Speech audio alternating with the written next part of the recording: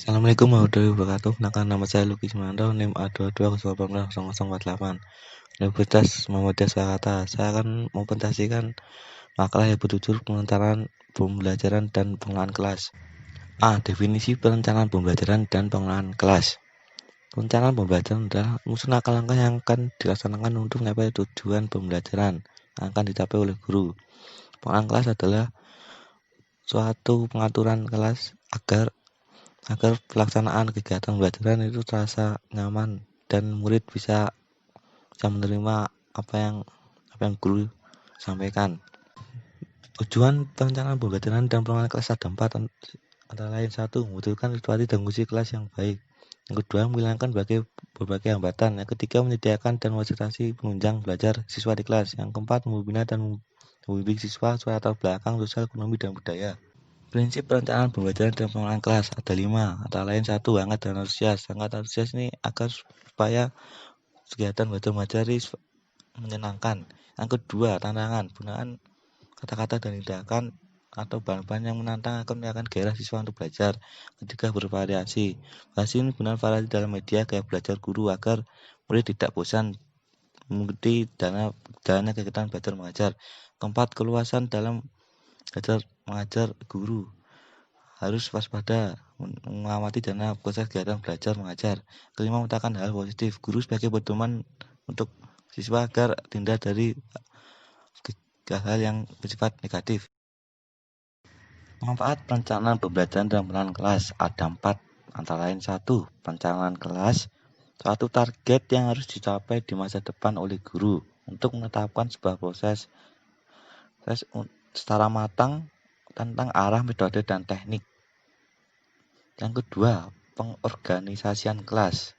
Membentuk organisasi kelas seperti ketua, wakil ketua, sekretaris, dan bendahara. Yang ketiga, kepemimpinan kelas. Guru sebagai contoh atau teladan bagi siswa. Guru memimpin, mengarahkan, memotivasi, dan membimbing siswa. Yang keempat, pengendalian kelas. Kan guru tidak mudah dalam mengendalikan kelas karena terdapat berbagai karakter siswa yang beda-beda. Analisis kebutuhan peserta didik ada 4, antara lain 1. Kebutuhan jasmani. Kebutuhan jasmani ini merupakan kebutuhan yang bersifat interaktif dan tidak mengaruhi oleh lingkungan dan pendidikan. Kebutuhan jasmani saat ini dapat didapatkan dari guru di sekolah. Yang kedua, kebutuhan rohani. Hal ini dikaitkan dengan kebutuhan bersifat rohaniah seperti sholat, puasa, zakat. Yang ketiga, kebutuhan sosial.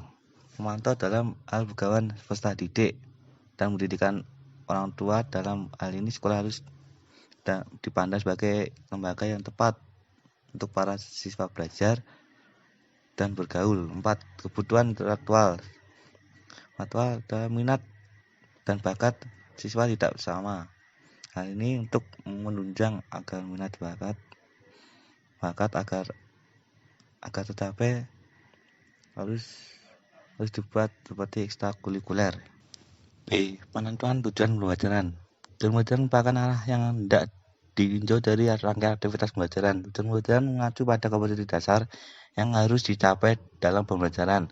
Samping itu, tujuan pembelajaran dijadikan acuan dalam pemilihan jenis, materi, strategi, metode, dan media pembelajaran yang akan digunakan dalam proses pembelajaran.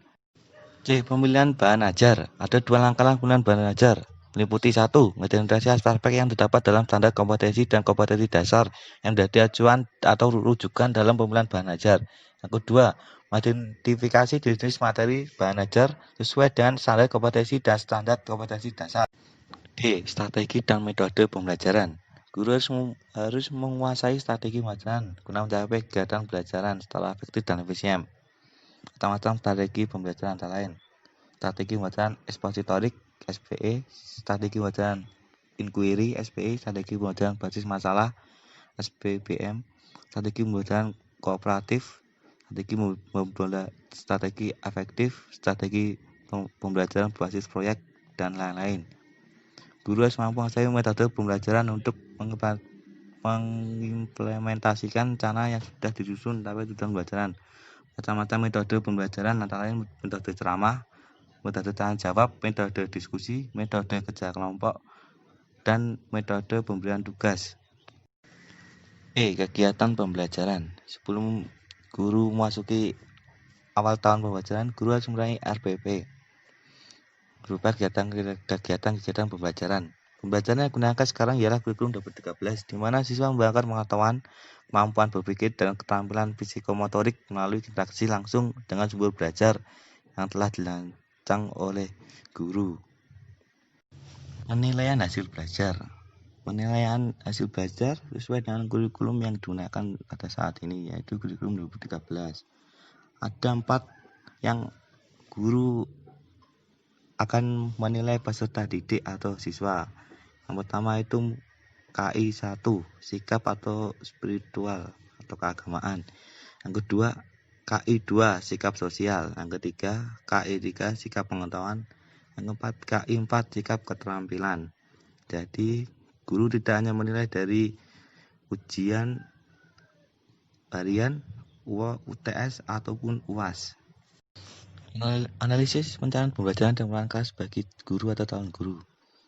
Sebelum melakukan kegiatan perencanaan pembelajaran dan penerapan kelas, guru harus memiliki buku panduan tertulis atau PP. Dalam melakukan kegiatan pembelajaran, ada kemungkinan terjadi gangguan dari perilaku siswa yang menyimpang. Guru harus mengatasi gangguan tersebut. Latar belakang siswa yang berbeda-beda, guru harus memilih strategi dan metode yang tepat supaya siswa memahami materi yang guru sampaikan. Dalam pengelolaan kelas, guru memusatkan perhatian fokus pada kegiatan pembelajaran agar terjadi pembelajaran yang efektif dan efisien. Sekian presentasi dari saya, kurang lebihnya mohon maaf. Wassalamualaikum warahmatullahi wabarakatuh.